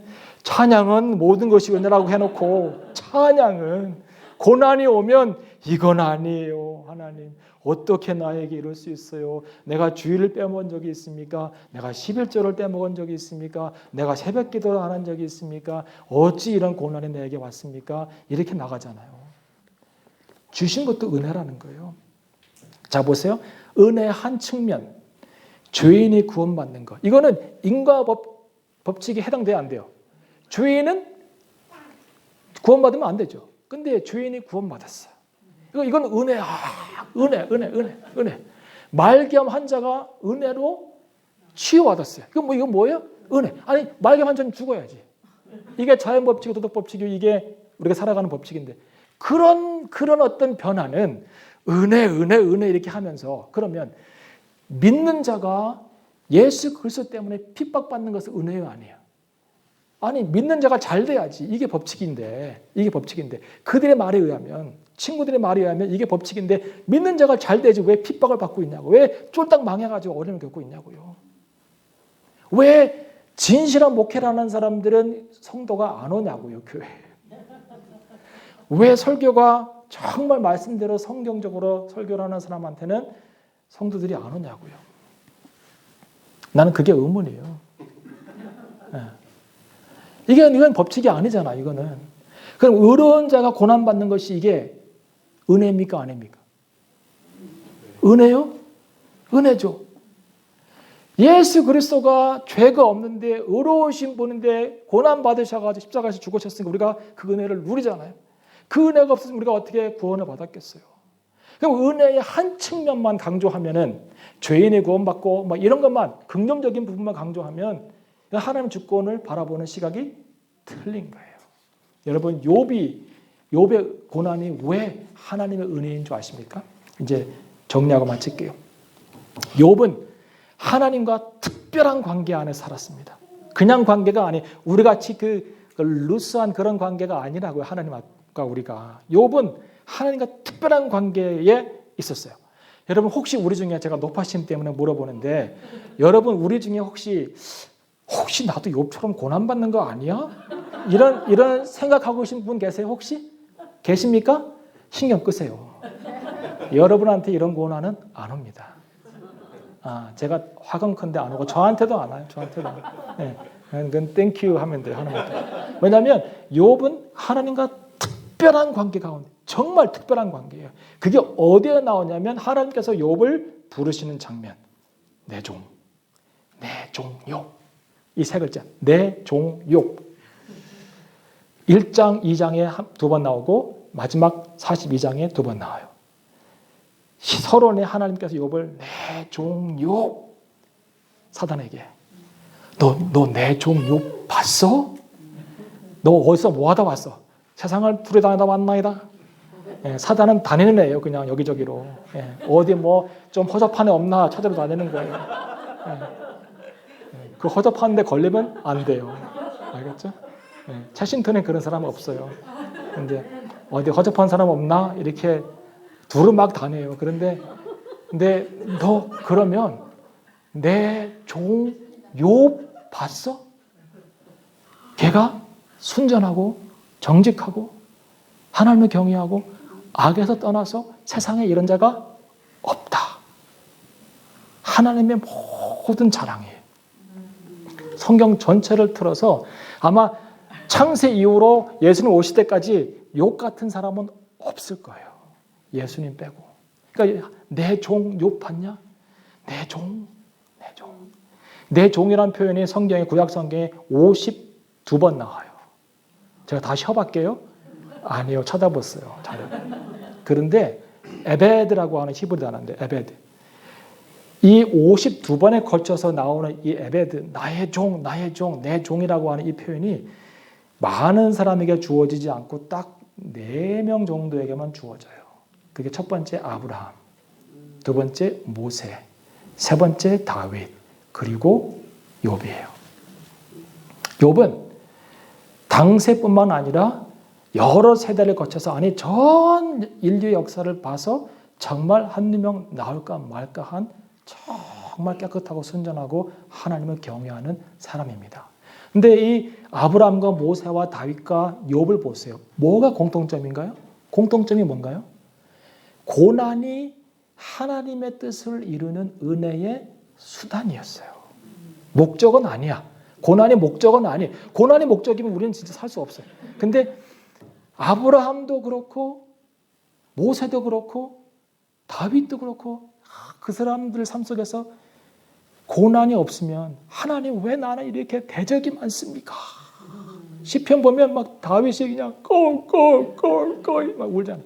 계속 우는 거예요. 그냥 왜 이렇게 고난이 겹쳐서 내 고난은 언제 끝납니까? 계속 이야기하잖아요. 그 중에 한 분이 욥이에요. 고난이 하나님의 뜻을 이루어가는 수단이라는 것을 아십니까? 하나님의 은혜로 구원받고 그분의 종으로 살아갈 때 우리가 만나는 모든 일, 고난까지도 모든 것이 하나님의 은혜의 선물이에요. 그런데 그러면 욥에게 고난을 통해서 하나님께서 이루기 원하셨던 하나님의 뜻은 무엇일까요? 이게 이제 핵심이에요. 네, 이게 핵심이에요. 여기까지 올라가고 이제 막 지금까지 막 이렇게 몰아붙인 거예요. 이렇게 쭉 그렇게. 그러니까 욥의 고난을 통하여서 하나님께서 이루기 원하셨던 뜻은 뭘까? 그 뜻이 뭘까? 그거 모르면 이제 안 되잖아요. 네. 그 뜻이 뭘까요? 하나님이 무슨 계획이 있었을까요? 뜻이 있었을까요? 1장에 보면 1차 천상회의가 열립니다. 하나님의 보좌에 앉아 계시고 그리고 천사들이 하나님의 아들들이 쭉 있고 그리고 그중에 사단도 있어요. 근데 사실은 사단은 인물이라기보다는 역할이에요. 히브리 성경에 보면 사람이 아니고 어떤 역할이야. 우리가 갖고 있는 검사 같은 역할이에요. 하여튼 그건 별로 중요하지 않아요. 근데 이제 그래서 이제 회의를 하는데 사단도 보니까 너 뭐 하다 왔냐 했더니 여기저기 다니다 왔습니다. 막 이렇게 이제 했겠죠. 그랬더니 하나님이 너 그럼 내 종 욥 봤어? 세상에 수많은 인구가 있을 텐데 그 중에 한 사람을 딱 얘기하는 거 하나님이 욥. 왜냐하면 욥이 하나님 자랑이니까. 예, 얘기했어요. 그랬더니 봤죠. 근데요. 잘 들어보세요 하나님. 욥이 까닭 없이 하나님을 경외하겠습니까? 까닭 없이. 이 까닭 없이가 뭐예요? 이게 참 기분 나쁜 말인데 까닭 없이 이유 없이 조건 없이 하나님 생각해 보세요. 욥이 동방의 가장 부자랍니다. 양이 7,000마리, 약대가 3,000마리, 소가 500결이, 말이 암나귀가 500결이. 아니 그런 큰 부자가 종들도 많은데 그런 사람이 하나님을 왜 경외하겠어요? 그런 말한 조건과 까닭과 이유가 있으니까 하겠죠. 하나님 탁 한 대 맞은 것 같은 느낌이 들 수도 있어요. 조건 없이라고 하는 말에 채신턴 교회에 조건 없이 나를 사랑하는 사람이 있나? 한국 교회 안에 아무런 정말 순수하게 아무런 조건 없이 나를 사랑하는 사람이 있나? 하나님이 자신 있게 대답합니다. 너가 틀렸어. 욥은 조건 없이 나를 사랑하는 사람이 아니야. 하나님이 그 얘기를 입에서 뱉습니다. 하나님의 입에서 나오는 말은 뭐예요? 말씀이고 진리입니다. 욥은 나를 어떤 까닭이나 조건이나 이유 때문에 사랑하는 것이 아니고 경외하는 것이 아니고 그는 나를 관계 안에서 좋아하는 거야 라고 하는 말씀을 내뱉었어요. 하나님의 입에서 나온 말씀은 뭐예요? 진리예요. 왜냐하면 민수기에 보면 23장인 것 같아요. 하나님은 사람이 아니시니 시건치 않으시고, 시건이 뭐냐면 거짓말하는 거예요. 거짓말하지 않으시고 인생이 아니시니 후회가 없도다. 그래요. 그 다음에 저기를 한번 펴보세요. 아까 제가 이사야 55장 얘기를 해드렸는데 이사야 55장 한번 펴보세요. 이 말씀 굉장히 중요한 말씀이기 때문에. 이사야 55장.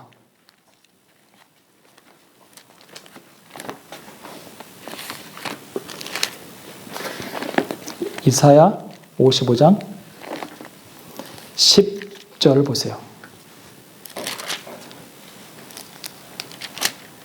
10절에 비와 눈이 하늘에서 내려서는 다시 그리로 가지 않고 토지를 적시어서 싹이 나게 하며 열매가 맺게 하여 파종하는 자에게 종자를 주며 먹는 자에게 양식을 준 것 같이 내 입에서 나가는 말도, 하나님 입에서 나가는 말도 헛되이 내게로 돌아오지 아니하고 나의 뜻을 이루며 나의 명하여 보낸 일에 형통하리라 그랬어요. 자, 하나님의 입에서 나가는 말은 헛되이 돌아오지 않아요. 반드시 그 말의 뜻을 이룬다고요. 자, 그러면 이제 하나님이 욥은, 사단 잘 들어, 욥은 나를 어떤 조건 때문에 사랑하는 것이 아니라 나를 사랑하기 때문에 관계 안에서 나를 경외하는 것이야 라고 했어요. 진리가 됐어요. 이거는 하나님의 의가 된 거예요. 하나님의 말씀이 진리가 된 것이고 의가 된 거예요. 하나님의 의. 그럼 이제 이것은 누가 지켜내야 되는 거예요? 하나님이 아니면 욥이요? 하나님이 지켜내야 돼요? 욥이 지켜내야 되는 거예요. 욥이. 욥의 사명은 이거예요. 욥의 고난의 목적은 이거예요. 여러분, 욥이 이유 없이 고난받은 거 아니에요. 하나님의 의를 이루기 위해서 그 뜻을 세우기 위해서 하나님이 옳다고 하는 것을 고난 가운데 증명해내기 위해서 고난이 시작된 거예요. 이게 은혜예요, 아니에요? 나는 이것을 은혜라고 봐요. 이게 은혜가 아니면 우리는 사명자의 길을 갈 이유가 없어요. 우리는 다, 여러분과 저는 다 하나님의 의를 이루기 위해서 여기에 살아가고 있는 거예요. 그게 형통이든 고난이든. 이 엄청난 부르심과 사명이 우리에게 주어졌는데 이게 은혜가 아니라고요? 이거는 은혜예요. 은혜. 정말 큰 은혜입니다. 근데 욥이 고난이 시작됐는데 1차 방어를 아주 잘해. 적신으로 왔으니 적신으로 갑니다. 주신이도 하나님이시요 지하신도 하나님이시니 하나님의 찬양을 받으십시오. 멋있어요. 그러면 이제 끝! 이 권투가 여기서 끝나야 되는데 사단이 또 오잖아요. 끈질긴 거예요, 얘가. 얘한테 물리면 안 돼요. 얘가 이제 2차 전쟁을 하자고 이제 찾아오는 것이죠. 딱 와가지고 하는 말이 뭐예요? 가죽으로 가죽을 바꿔 오니, 아주 음탕하게 가죽으로 가죽을 바꿔 오니 사람이 그의 모든 소유물로 자기의 생명을 바꾸올지라. 이 말이 뭐예요? 아주 시적인 표현을 잘 썼어요. 이 말의 뜻이 뭘까요? 풀어 얘기하면 이거예요. 하나님, 우리가 고난을 당하고, 제가 마이크 바꿀게요. 이게 지금 배터리가 없는 것 같아요. 나옵니까? 나옵니까? 예, 조금만 더 올려주세요. 조금만 더. 네.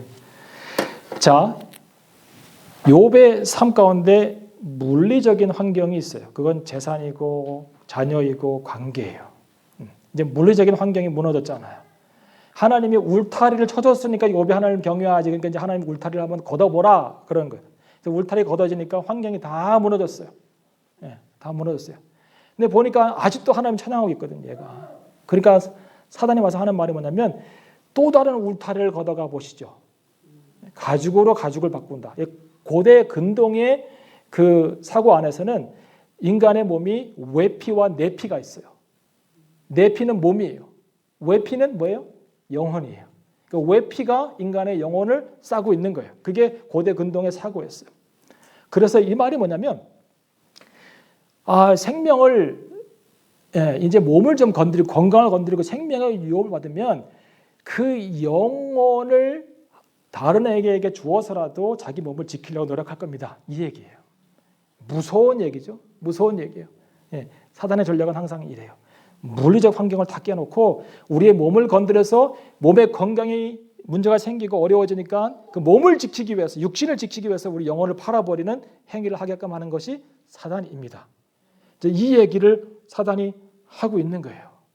근데 이것도 하나님이 또 하시죠. 그래, 그러면 죽이지는 말고 생명을 건드리지 말고 몸을 아프게 해서라도 시험을 해보라고 허락을 합니다.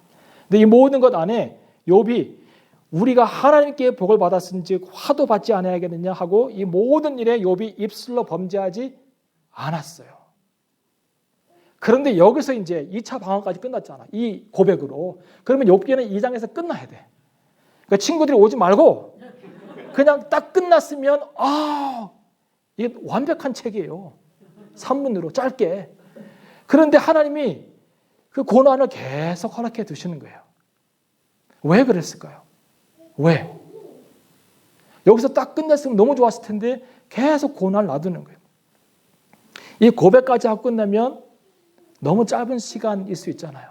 그 욥의 고백이, 이 고백이 바뀌는지 안 바뀌는지를 보는 시간이 좀 필요하지도 않겠어요? 그게 사단의 요구이지 않을 수도 있잖아요. 그죠?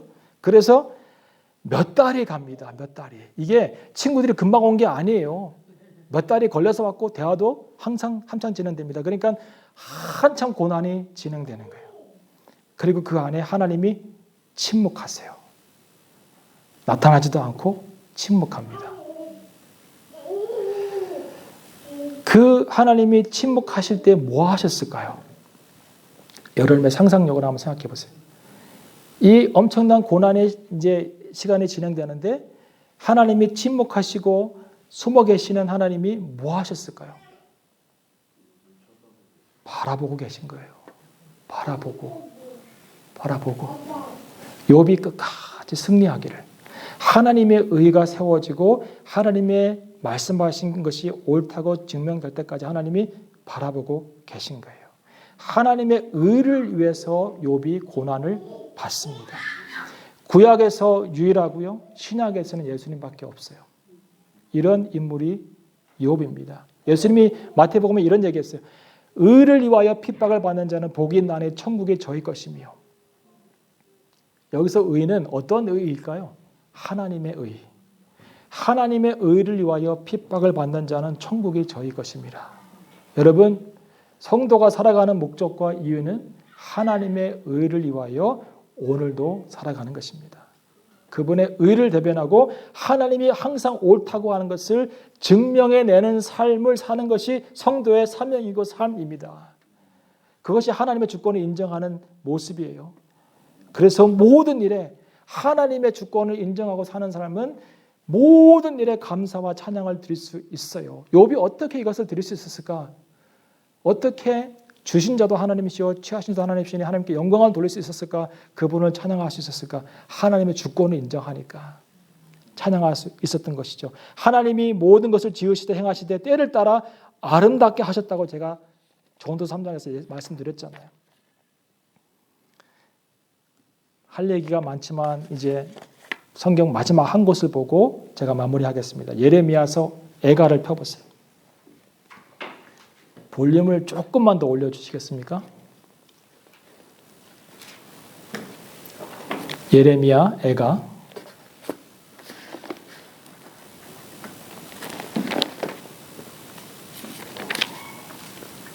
애가 1장을 보세요.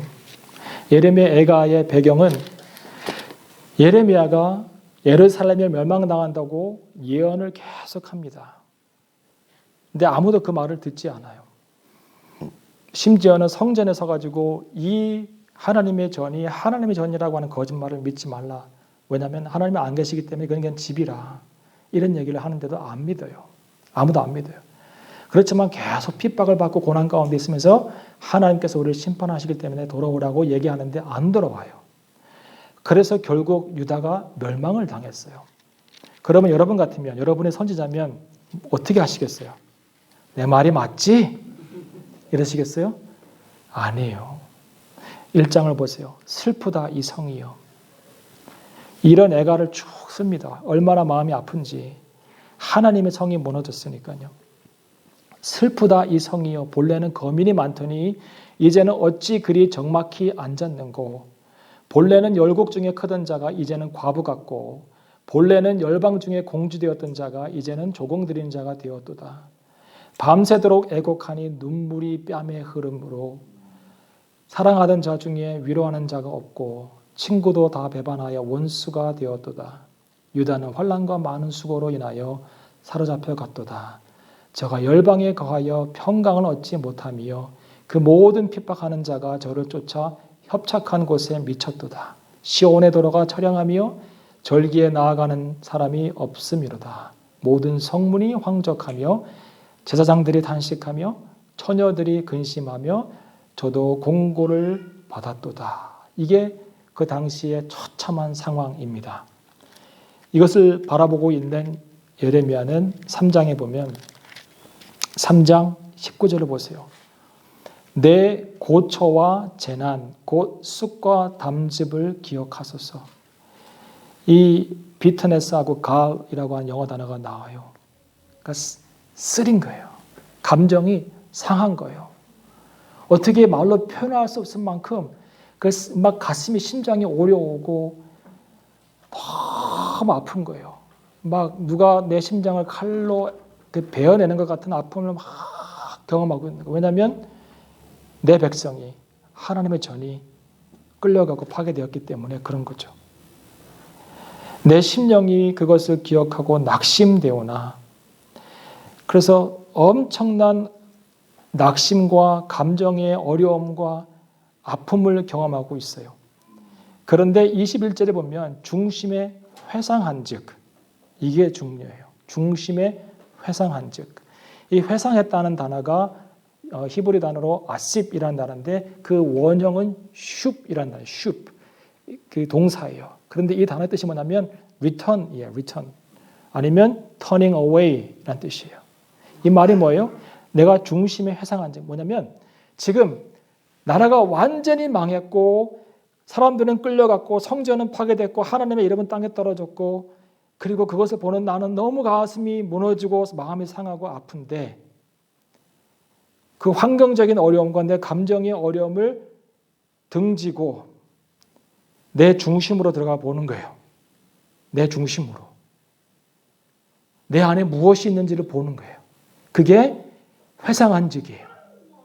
shift, returning to, turning away from the environment, from my emotional hurts. 그리고 내 안에 과연 뭐가 있는가를 보는 거예요. 왜냐하면 우리가 너무 많이 환경 때문에 영향을 받아요.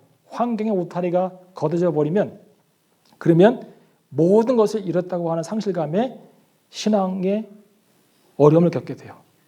내 몸에 가죽이 한번 벗겨지는 그 순간에 엄청난 고통과 아픔과 두려움이 몰려오면서 하나님에 대한 의심이 시작되기 시작해요.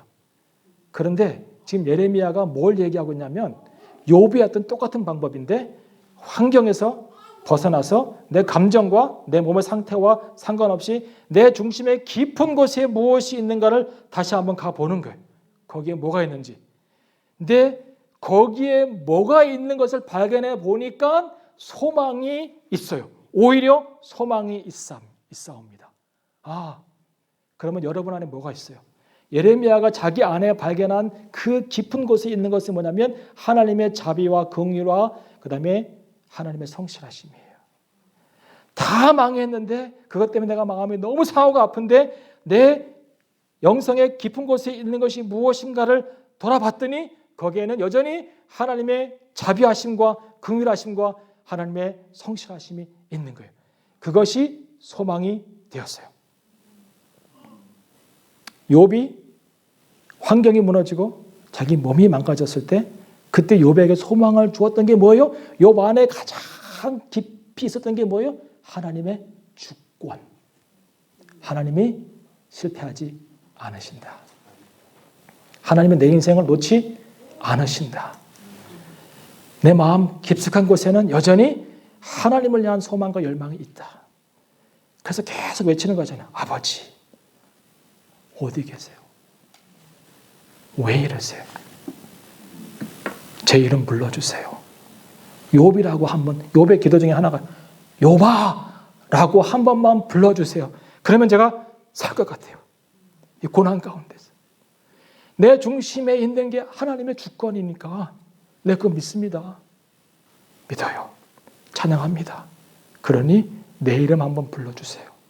귀찮아? 괜찮아. 욥이 가졌던 그 중심에, 영성의 중심에 있었던 것은 하나님의 주권이에요.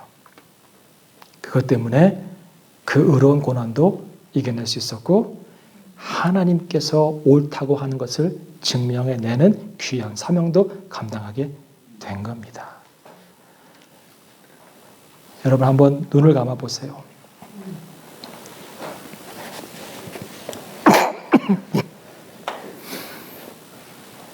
그리고 한번 여러분의 지난 날의 삶을 한번 이렇게 돌아보시면 좋을 것 같아요.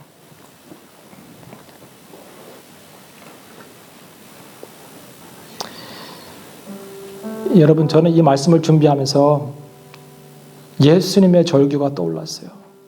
나의 하나님, 나의 하나님, 어찌하여 나를 버리셨나이까? 아버지가 버리셨나요? 아니에요. 아버지가 참을 수 없는 아픔으로 그 아들을 바라보고 계신 거예요. 욥이 아버지 저 한번 불러주세요라고 할 때 아버지가 욥을 버린 게 아니라 그 침묵 가운데서 그를 사랑의 눈으로 바라보고 계신 거예요. 우리가 너무 인간적인 시각으로 바라보니까 하나님이 욥을 왜 이렇게 하셨나라고 생각할 수 있는데 하나님은 하나님의 의를 이루어가는 욥을 기뻐하고 즐거워하셨습니다.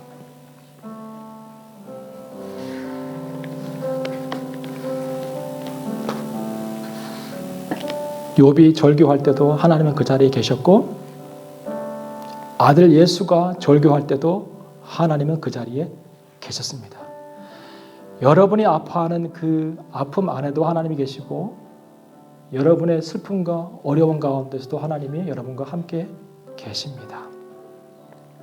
우리의 삶은 내 인생의 목적을 위해 살아가는 것이 아니라 고난이 오거나 형통할 때에도 하나님의 여전히 옳다고 하는 것을 인정하고 이루기 위해서 살아가고 있는 삶입니다.